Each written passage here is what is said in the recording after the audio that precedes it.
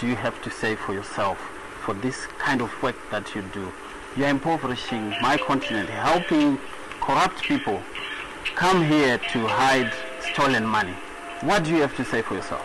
Mr. Lucas, listen, the activities of people like you, it is what is keeping the African continent badly. You know, sir, what you are doing? You know what you are doing? What are we doing? These activities have always kept Africans in poverty. Yeah. You know what this means? This means to the African continent? You know what you are doing now? What are we doing? What are we doing? You don't know what I am also doing. Yes, but we are saying. What are you doing?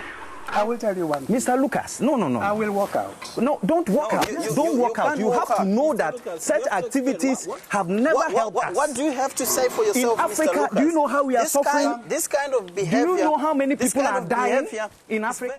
And that was that. He walked away, and we never saw him again.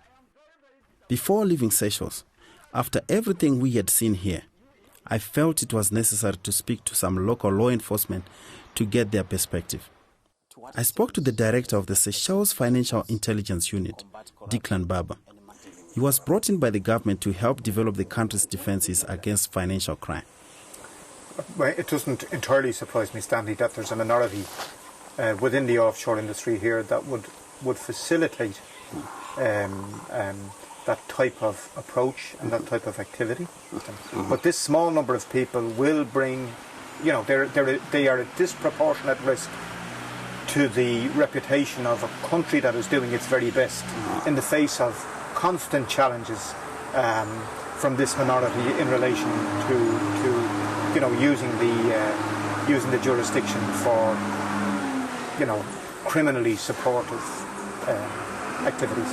But it's not as if, for example, Europe or the United States can hold up a clear white sheet on issues like this. There are malpractices everywhere.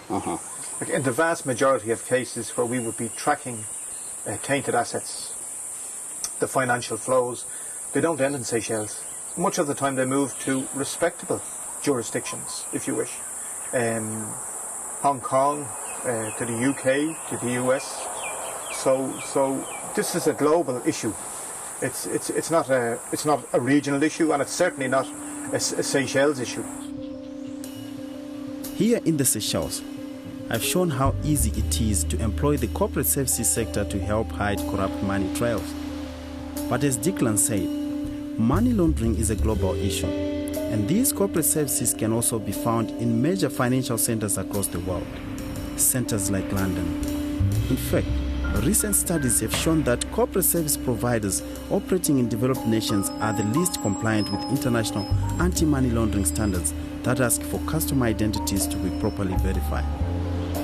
We actually put this to the test and sent emails to a number of corporate service providers in the UK and the US. And we found that a good number of them were willing to form companies without asking for any ID documents. In fact, in most states in the US, there's no legal requirement whatsoever for corporate service providers to collect this information. But countries like the UK and America are also claiming to lead the fight against money laundering. So surely, it shouldn't be so easy to create anonymous entities that make that criminality easy. In most parts of Africa, it's hard to avoid corruption, and we are sick of it. Our money, the money we need to invest in all our futures, is being stolen and hidden overseas. What we need is corporate and financial transparency. Instead, we have corporate service providers that are happy to do business with absolutely anyone and everyone, weakly enforced regulations, and an international system that tolerates the use and abuse of secrecy to our cost.